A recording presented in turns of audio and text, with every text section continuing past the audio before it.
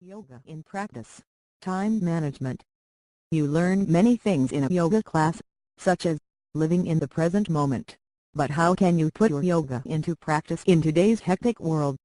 We learn to meditate so the mind will stop multitasking. But once you leave the yoga studio, or ashram, you have to face the world again. So, how do you take the soothing effects of your yoga practice and apply them to the rest of your day? Develop a system where you use your time wisely. This is the wisdom of time management, as applied to real life. We're not discussing a catchphrase, or short-term solution, where a manager goes to a one-day workshop on time management, and then comes back lecturing his, or her, staff, about their time management. The irony is that, most of the time, this type of manager is aware of time management because he, or she, wastes plenty of time. This usually goes on until the next workshop, and then management will learn a new catchphrase to tell the staff what they are doing wrong. What we are discussing is a lifestyle, and possibly a big change, just like the first time you visited a yoga class. In a nutshell, we have limited time on this earth and we cannot afford to waste it thinking about future worries, past regrets, fighting with loved ones, or leaving goals on hold. Most of us leave dreams, goals, relationships, and ambitions on the back burner, while the daily routine of life goes by. No wonder people complain about the monotony of daily tasks. Very often, we hear, "I don't have time to learn new skills, go to night school, practice yoga, or become a yoga teacher." Remember when you were a child and life seemed to go by so slowly? You had time to play, watch television, listen to the radio, and lay around, without a care in the world. Now, welcome to adulthood. Life is flying by at a rapid pace, and goals sometimes seem further away than ever before. Your starting point is today. All you have to do is write your list of tasks for tomorrow. This is commonly called a to-do list. You can post it on a piece of paper, on your desktop, in your PDA, or anywhere you will refer to it in a day.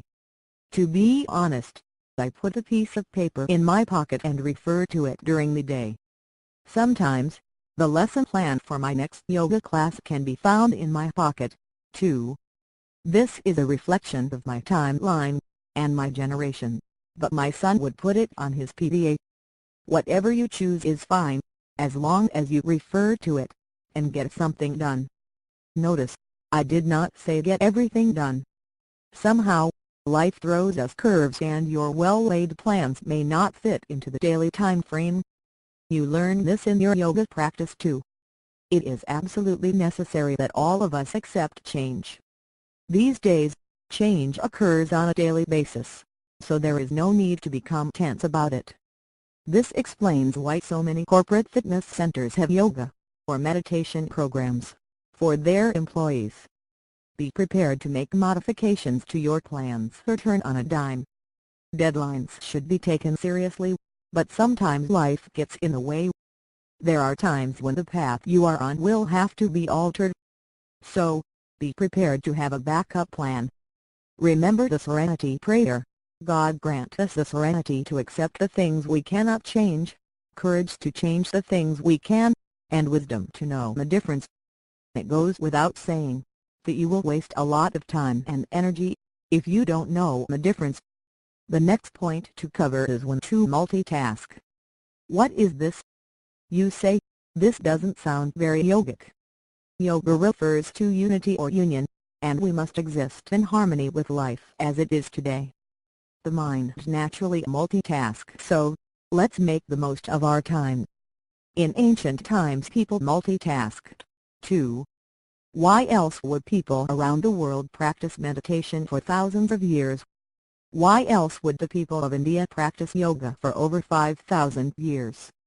Stress was one of many things our ancestors, and the ancient yogis, have in common with us, and we know that stress is a killer. Most likely stress is linked to every ailment that connected to mankind. True irony is when you consider planning time, and start to make excuses why you don't have time to manage, or plan. your time wisely. If you like to watch television, you could do a little planning at the same time.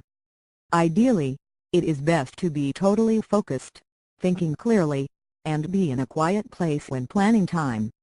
However, there are other forms of multitasking you can do, such as listening to an audiobook in the car, using an exercise bike while watching television, and reading or listening to books while traveling. There are a number of yoga and yoga philosophy audiobooks available. On the other hand, we know multitasking can go too far. I will never forget commuting into Boston, stuck in traffic, and seeing a guy next to me reading a newspaper on his steering wheel. Within the same month, I saw a motorist driving with a hamburger in one hand, and a milkshake in the other, while driving through stop-and-go traffic on Interstate 95. We're not considering reckless multitasking, but consider combining tasks that don't require 100% focus.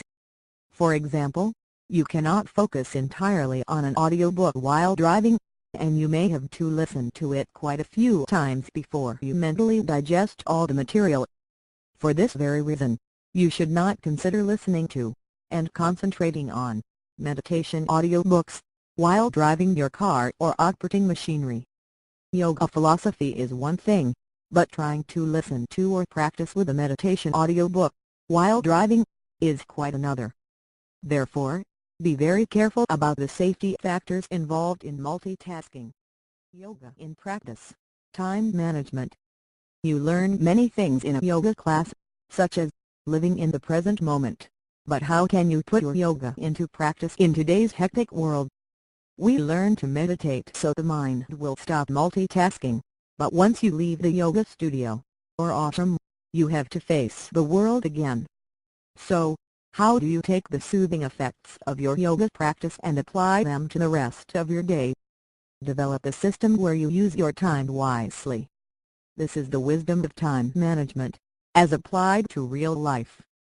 We're not discussing a catchphrase, or short-term solution, where a manager goes to a one-day workshop on time management, and then comes back lecturing his, or her, staff, about their time management.